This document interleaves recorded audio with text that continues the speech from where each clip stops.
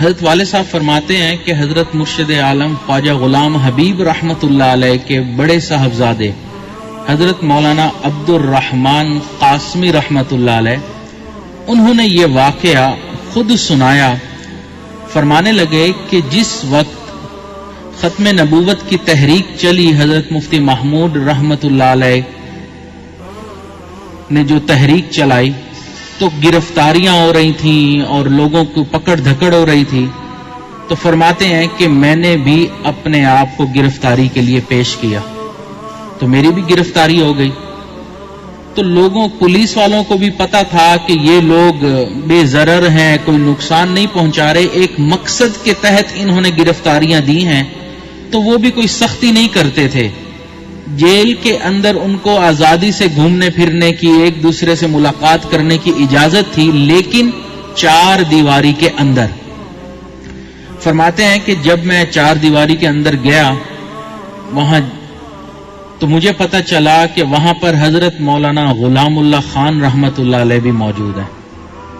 تو مجھے اور حضرت کو ایک ہی جگہ کے اوپر رکھا گیا کہ وہ بڑے شیخ ہیں، بڑے استاد ہیں، ان کے سینکڑوں شاگرد اور یہ ایک بڑے شیخ کے صاحبزادے ہیں، تو ان دونوں کو اکٹھا رکھا جائے. فرماتے ہیں کہ روزانہ اب ملنے والے لوگ ہوتے، ان کو شاگرد ملنے آتے اور میرے پاس حضرت والد صاحب کے متعلقین آتے، تو کوئی نہ کوئی، کبھی کوئی مٹھائی لے کر آتا، کبھی کوئی بسکٹ لے کر آتا، تو ہمارے پاس ڈھیر لگ جاتا. تو ہم دونوں نے سوچا کہ کیا کریں. تو یہ فیصلہ کیا کہ روزانہ کچھ کپ چائے بنا لیا کریں گے، 10-15 جتنی مٹھائی اور بسکٹ موجود ہوں گے، اور اتنے ہی قیدیوں کو روزانہ بلا کر ناشتہ کروا دیں گے تاکہ یہ ڈھیر نہ لگا رہے، استعمال میں آ جائے. فرماتے ہیں کہ روزانہ کبھی 10 کبھی 15 لوگ ہمارے پاس آ جاتے تو ہم ان کو ناشتہ کروا دیتے. ان دنوں ایک بندہ جیل کے اندر موجود تھا جس کا نام تھا مولا بخش. تو فرماتے ہیں کہ ایک دفعہ میں حضرت غلام اللہ خان رحمت اللہ علیہ کے ساتھ بیٹھا بات چیت کر رہا تھا کہ کل ناشتے پر کس کس کو بلانا ہے. تو حضرت نے فرمایا کہ میں نے مولا بخش کو بھی بلایا ہے. میں نے کہا حضرت آپ نے مولا بخش کو بلا لیا ہے تو پھر تو کسی اور کو بلانے کی ضرورت نہیں. میں نے کہا کیوں؟ کہ حضرت وہ تو بہت زیادہ کھاتا ہے. فرماتے ہیں کہ انہوں نے کہا بھئی کتنا کھا لے گا؟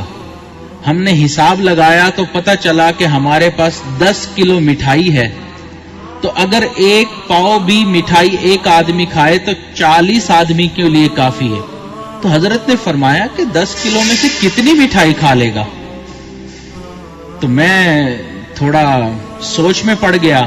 تو حضرت نے فرمایا کہ ہم سب سے پہلے صبح ناشتے پر صرف اس کو بلا لیتے ہیں، جتنا اس نے کھانا ہوا کھا لے، بعد میں جو بچ جائے گا ہم اتنے لوگوں کی اور ناشتہ کروا دیں گے. تو فرماتے ہیں کہ میں نے 40 بندوں کے حساب سے چائے تیار کر لی اور مٹھائی بھی. اب صبح ہوئی، مولا بخش صاحب تشریف لے آئے. تو فرماتے ہیں کہ میں نے اس کے سامنے مٹھائی کا ڈبہ رکھا اور چائے کا مگا رکھ دیا. اب اس نے مٹھائی کھانا شروع کر دی، چائے کھانا شروع کر دی، ساتھ میں بات چیت بھی چلتی رہی. کرتے کرتے فرماتے ہیں میں مگے رکھتا رہا، مٹھائی کے ڈبے رکھتا رہا. وہ 10 کلو مٹھائی کھا گیا اور 40 کپ چائے پی گیا. فرماتے ہیں کہ اب جب اس سارا کچھ کھا لیا، کھانے کے بعد اس نے دائیں بائیں دیکھا، کچھ رہ تو نہیں گیا.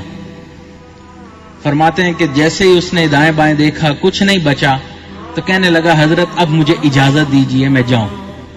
تو حضرت خواجہ غلام اللہ خان رحمت اللہ علیہ سمجھے کہ اب اس کے پیٹ میں مروڑ اٹھ رہا ہوگا تو اب جانے کی جلدی ہوگی. تو حضرت نے اس کو فرمایا کہ بھئی اتنی جلدی کیا ہے، تھوڑی دیر ہمارے ساتھ اور بیٹھ جاؤ.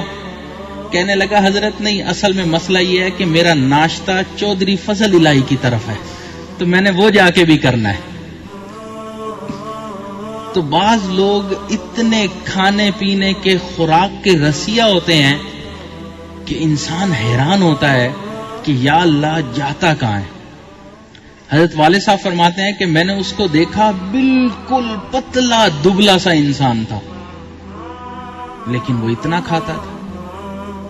کہنے والے نے کہا گو ہاتھوں میں جنبش نہیں آنکھوں میں تو دم ہے، گو ہاتھوں میں جنبش نہیں آنکھوں میں تو دم ہے، رہنے دو ابھی ساغر و مینا میرے آگے. کہ کھانے کی ہمت تو نہیں لیکن کم از کم میرے سامنے پڑا تو رہے نا، میں دیکھتا تو رہوں.